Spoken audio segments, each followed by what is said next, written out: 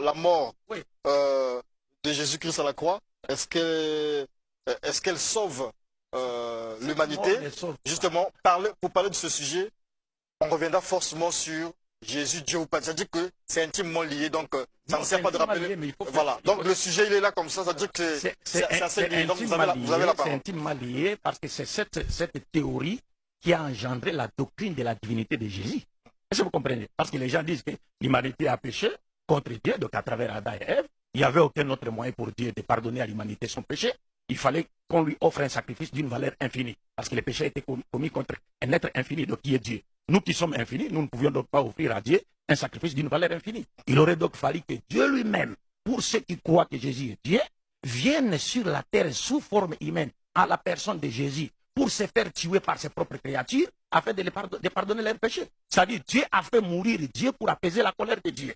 Est-ce que vous comprenez? Alors, pour ceux qui croient que Jésus est le Fils de Dieu, Dieu aurait envoyé son Fils pour qu'on le tue. Nous le tuons, et à travers la croyance à sa mort, nous puissions avoir la vie éternelle. C'est comme un locataire qui doit de l'argent à son bailleur, mais il est dans l'impossibilité, l'incapacité de pouvoir honorer et payer ses dettes.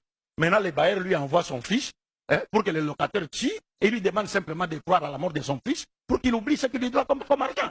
Est-ce que vous comprenez un peu le problème? Les frères sont conscients, parce que lui, il n'a fait que m'imiter. Comme j'ai dit aux frères qu'il touche à des versets du Coran qu'il ne maîtrise pas, il a profité, c'est la parole pour dire non, toi aussi tu touches à des versets bibliques et que tu ne maîtrises pas. Mais c'est en toute humilité. Il a voulu simplement esquiver l'évidence. Parce que lui, s'il m'avait posé une question sur l'exégèse d'un verset du Saint-Coran, je n'hésiterais pas un seul instant à répondre en tant que musulman, parce que c'est mon livre.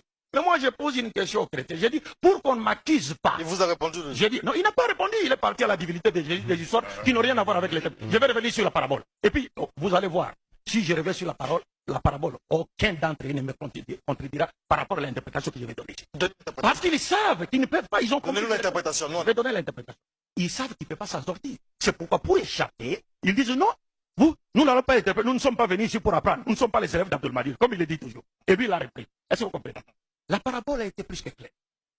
Le maître de la vie dont il est question dans cette parabole de Jésus-Christ, c'est Dieu. La vigne, c'est le symbolisme de la loi que Dieu a donnée aux enfants d'Israël. Les vignerons à qui l'on a remis les champs de la vigne, ce sont les juifs incrédules avec à leur tête les chefs, les scribes, les sacrificateurs et les autres. Le serviteur du maître de la vigne, que le maître a envoyé vers les vignerons pour aller prendre sa part de la vigne, ce sont les prophètes que Dieu a inlassablement envoyés aux enfants d'Israël, n'est-ce pas, pour les faire revenir sur le droit chemin. Et on vous dit que les vignerons ont commencé à tuer les prophètes. C'est pourquoi Jésus disait aux enfants.